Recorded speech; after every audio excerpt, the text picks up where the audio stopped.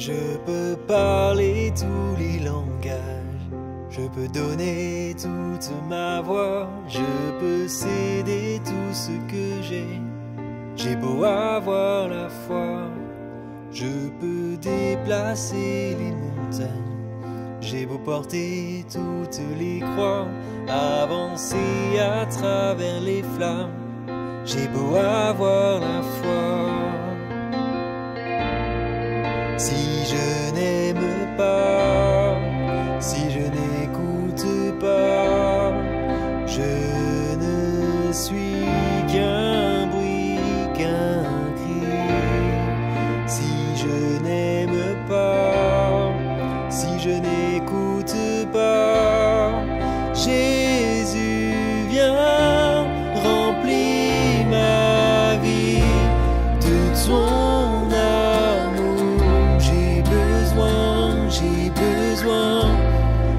ton amour, remplit mon cœur de ton amour. J'ai besoin de ton amour.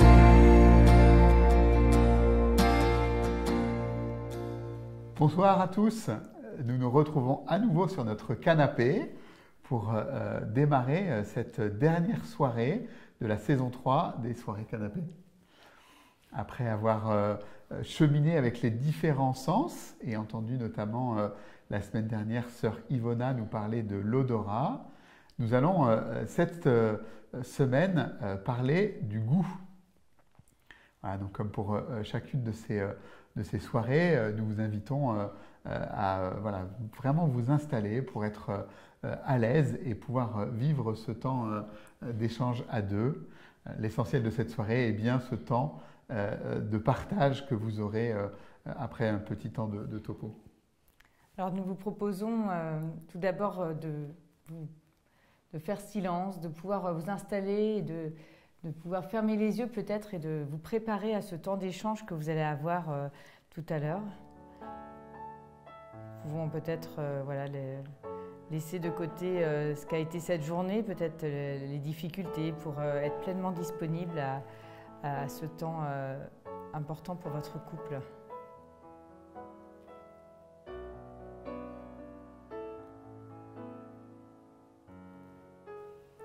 Alors pour commencer, quelques mots sur ce sens particulier, le goût. L'odorat que nous avons vu lors de la soirée précédente et le goût sont extrêmement liés. Le goût, au premier abord, peut sembler moins vital, moins essentiel que les autres sens. Perdre la vue, devenir sourd, muet est vraiment très handicapant. Perdre le goût peut sembler moins gênant. Nous n'y prêtons pas forcément toujours beaucoup d'attention. Cela semble aller de soi. Pourtant, ceux qui, à l'occasion de l'épidémie de Covid, ont perdu le goût de façon temporaire, ont pu mesurer combien la vie peut vite devenir terne et triste sans la saveur et la joie du goût. Et le goût est aussi un sens difficile à rééduquer si on le perd. Dans notre vie, nous pouvons aussi perdre le sens du goût. Trouver notre quotidien, notamment notre vie de couple, sans saveur. Et nous pouvons, sans y prendre garde, nous y accommoder. Le goût est important pour savourer les plaisirs de la vie. Alors nous allons aborder 2 points. Donner du goût à notre vie de couple pour pouvoir donner du goût au monde. Alors tout d'abord, donner du goût à notre vie de couple. Avec Sandrine, nous aimons beaucoup cuisiner tous les deux, mais pas forcément ensemble, car nous n'avons pas la même façon d'aborder la cuisine, sans que l'une soit d'ailleurs meilleure que l'autre. Sandrine aime particulièrement faire la pâtisserie, ce qui nécessite un bon respect des équilibres et des dosages. Dans notre vie de couple aussi, le respect des équilibres et des dosages est primordial. Voilà, l'équilibre de nos différentes activités. Parfois, un ingrédient est trop présent, par exemple notre travail, un loisir, la place des enfants ou de notre belle famille. Ou au contraire, un ingrédient peut être inexistant, il peut y avoir trop de silence, des détentes, de la prière.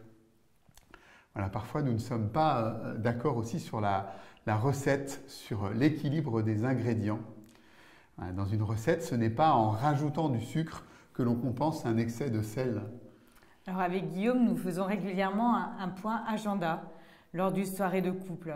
Ce point, en fait, est le prétexte pour se poser des questions plus profondes sur l'équilibre de notre vie de couple.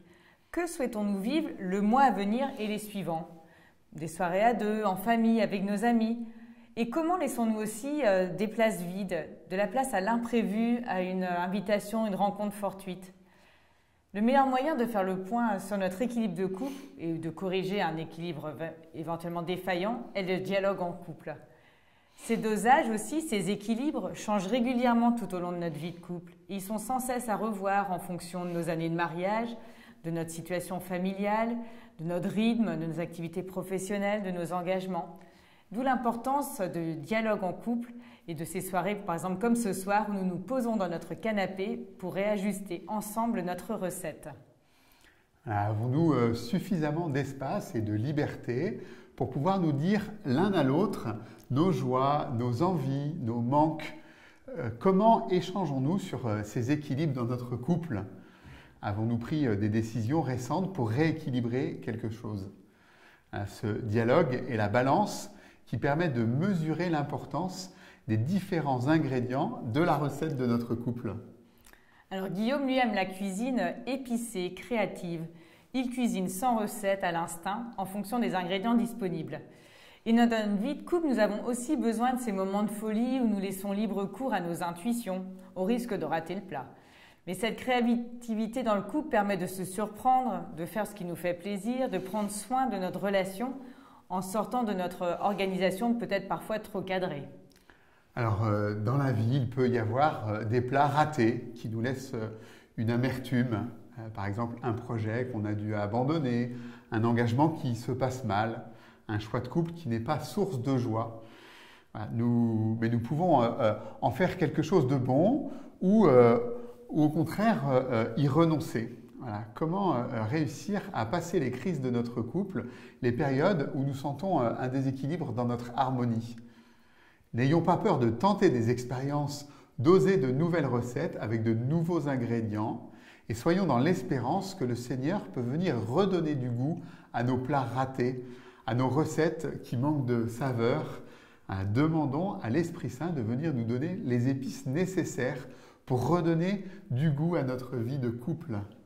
Alors, il y a quelques années, nous avons vécu une période où Guillaume était en célibat géographique toute la semaine.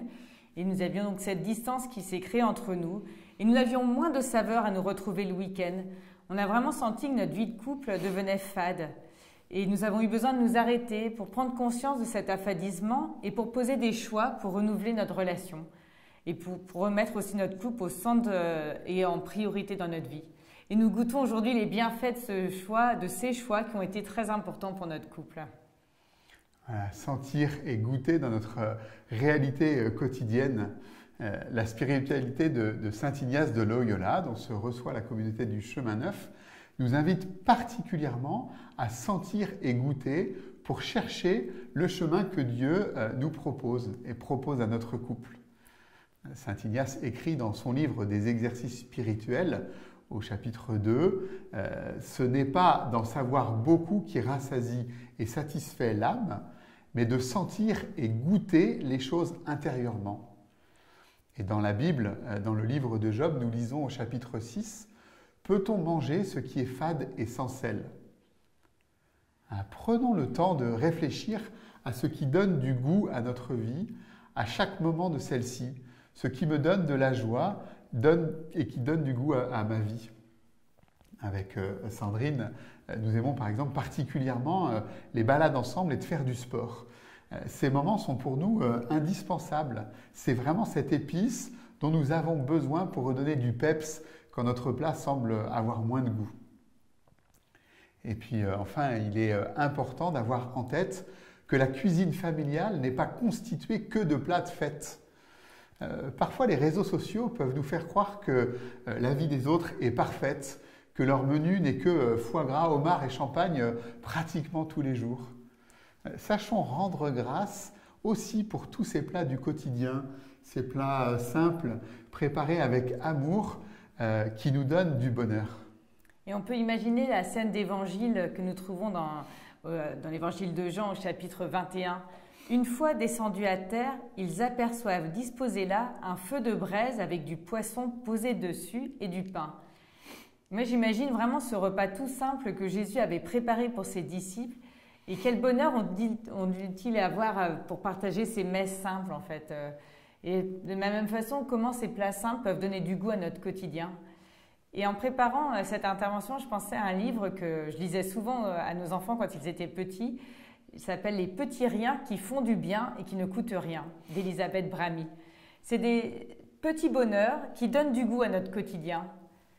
Et dans notre couple, quels sont ces petits riens ? Nous vous proposons de prendre une petite minute pour échanger sur nos 2-3 petits riens qui font du bien à notre couple.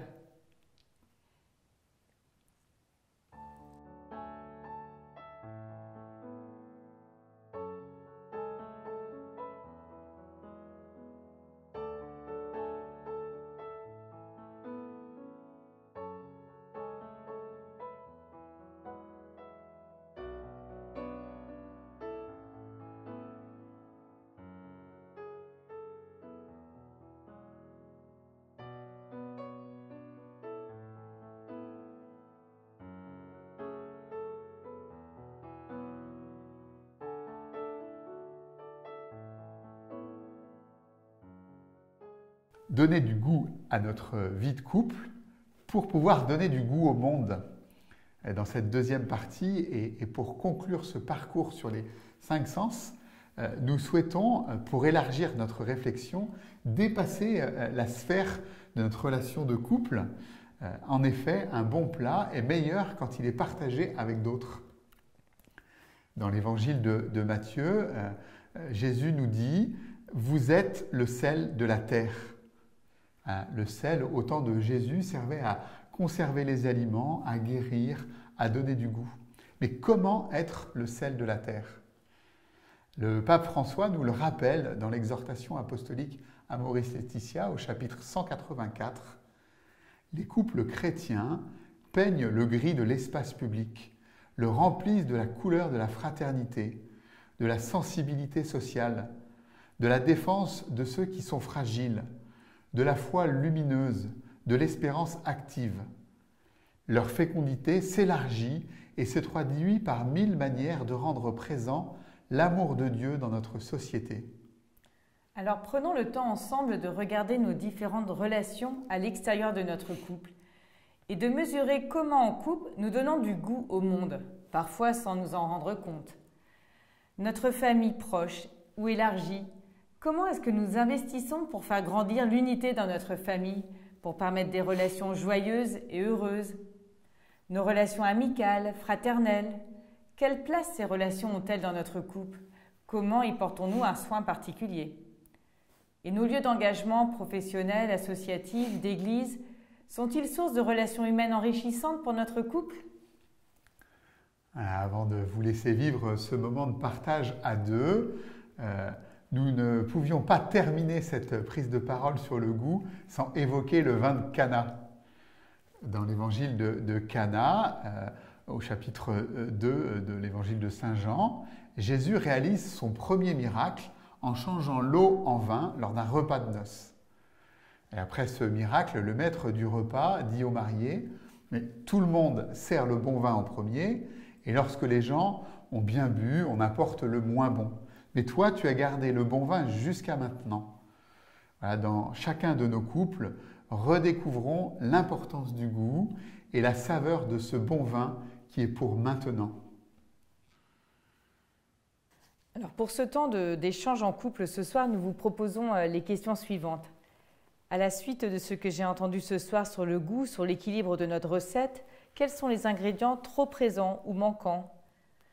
Comment donnons-nous du goût individuellement ou en couple, dans nos relations familiales, professionnelles, amicales, fraternelles ? Qu'est-ce que je souhaite te partager à ce sujet ? Et enfin, à l'issue de ce parcours sur les 5 sens, quelles décisions concrètes je souhaiterais que nous prenions pour notre couple ? Nous vous proposons de réfléchir d'abord individuellement à ces questions, puis de vous retrouver pour partager ensemble. À tout à l'heure.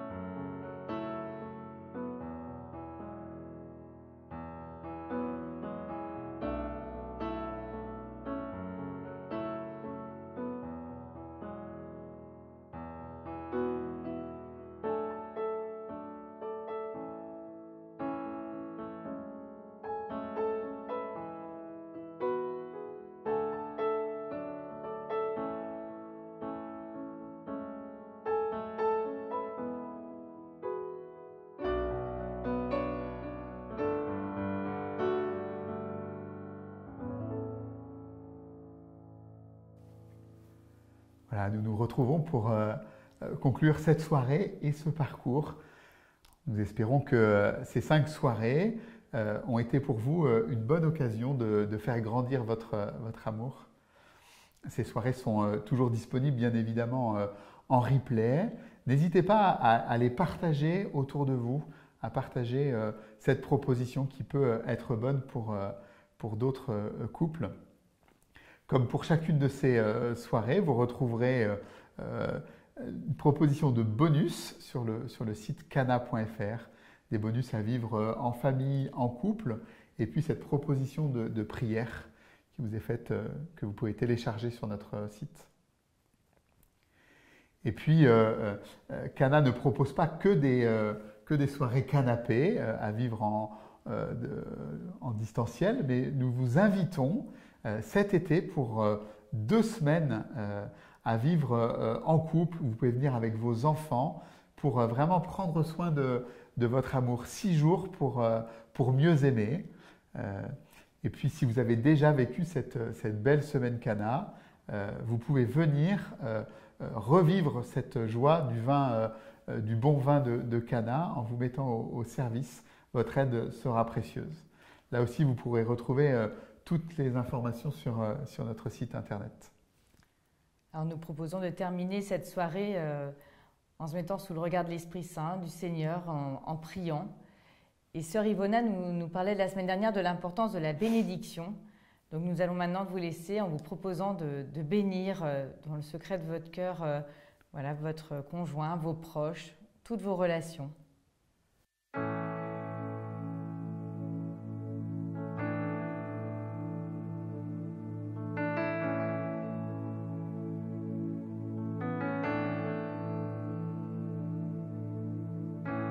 Dieu te bénit et te garde, que son visage brille sur toi, qu'il t'accorde sa grâce, que son visage se lève sur toi et te donne la paix.